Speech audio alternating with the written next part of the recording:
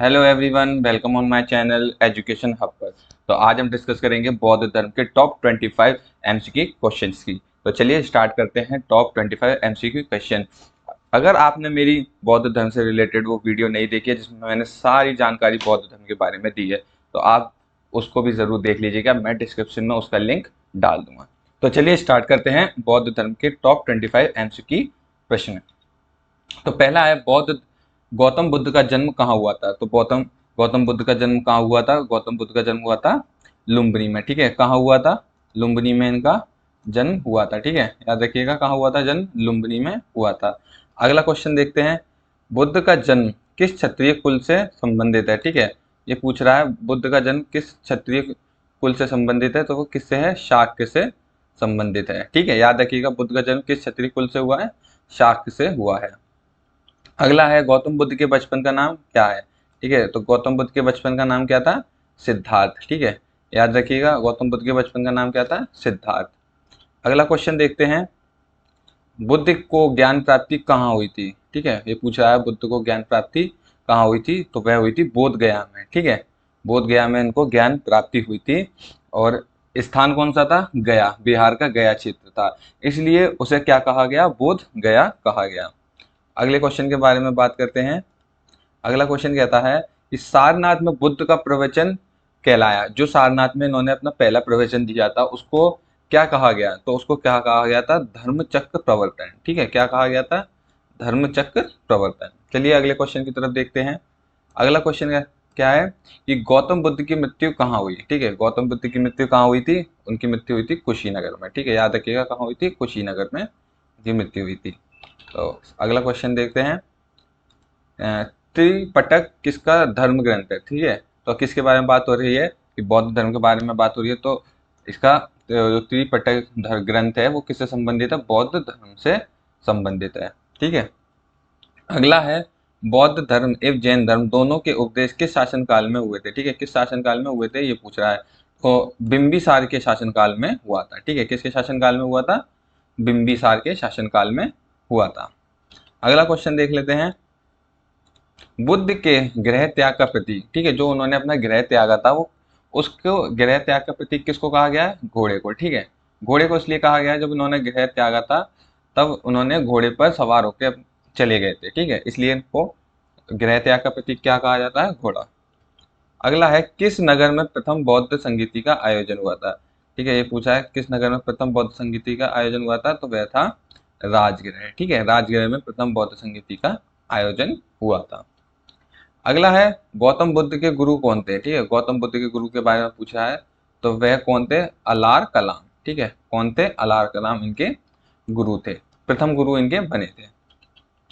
अगला है, बौद्ध ग्रंथ पिटकों में की रचना निम्नलिखित में से किस भाषा में की गई थी? जो बौद्ध ग्रंथ के पिटक थे उनकी रचना किस भाषा में की गई थी? तो उनकी रचना की गई थी पाली भाषा में। ठीक है, याद रखिए पाली भाषा में की गई थी।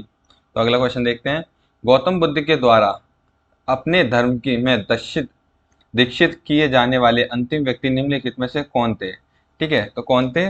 मुगल लान। ठीक है, कौन थे? मुगल लान थे।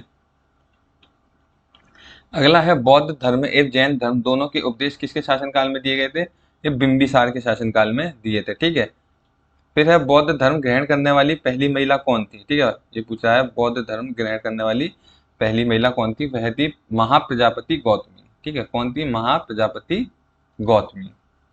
अगला है, बुद्ध के गृह त्याग का प्रतीक अभी बताया था घोड़ा। ठीक है, घोड़ा इनके गृह का प्रतीक है, गृह त्याग का। अगला है, पद चिन्ह बुद्ध पद चिन्ह है जो गौतम बुद्ध द्वारा भिक्षुणी संघ की स्थापना कहाँ की गई थी? इनकी जो स्थापना है कहाँ की गई थी? वह की गई थी वैशाली में। ठीक है, कहाँ की गई थी? वैशाली में की गई थी। अगला है, निम्नलिखित में से किसे एशिया की रोशनी द लाइट ऑफ एशिया कहा जाता है? तो किसे कहा जाता है? गौतम बुद्ध को कहा जाता है। याद रखिएगा लाइट ऑफ एशिया किसे कहा जाता है? गौतम बुद्ध को कहा जाता है। अगला क्वेश्चन देख लेते हैं, निम्नलिखित में से किस नगर में प्रथम बौद्ध संगीति हुई थी? यह राजगृह में हुई थी। ठीक है, कहाँ हुई थी? राजगृह में हुई थी। कनिष्क के शासनकाल में चतुर्थ बौद्ध संगीति सभा किस नगर में आयोजित की गई थी? ठीक है, किसके कौन सी? कनिष्क शासनकाल में चतुर्थ बौद्ध संगीति। तो कहाँ हुई थी ये? यह हुई थी कुंडलवन में, ठीक है, कहाँ हुई थी? कुंडलवन में आयोजित हुई थी। अगला क्वेश्चन देख लेते हैं, तृतीय बौद्ध संगीति का आयोजन कहाँ हुआ था? ठीक है, तृतीय बौद्ध संगीति का आयोजन कहाँ हुआ था? वह हुआ था पाटलिपुत्र में। ठीक है, कहाँ हुआ था? पाटलिपुत्र में अशोक के समय में हुआ था। ठीक है, याद रखिएगा, पाटलिपुत्र में तृतीय बौद्ध संगीति अशोक के शासनकाल में हुई थी। अगला क्वेश्चन है, गौतम बुद्ध का गुरु कौन था? तो अलार कलाम इनका गुरु थे। अशोकाराम विहार कहाँ स्थित है?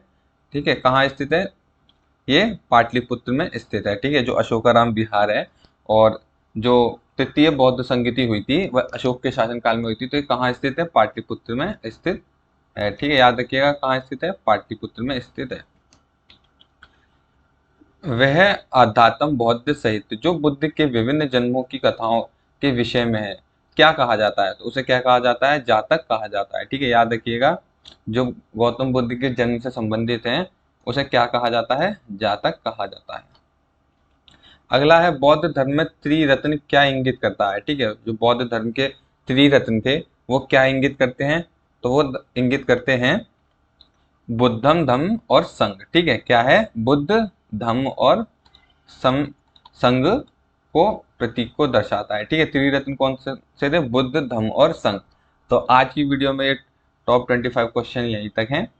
अगर आपको वीडियो अच्छा लगा हो तो प्लीज़ लाइक कीजिए, कमेंट कीजिए और सब्सक्राइब जरूर कीजिए।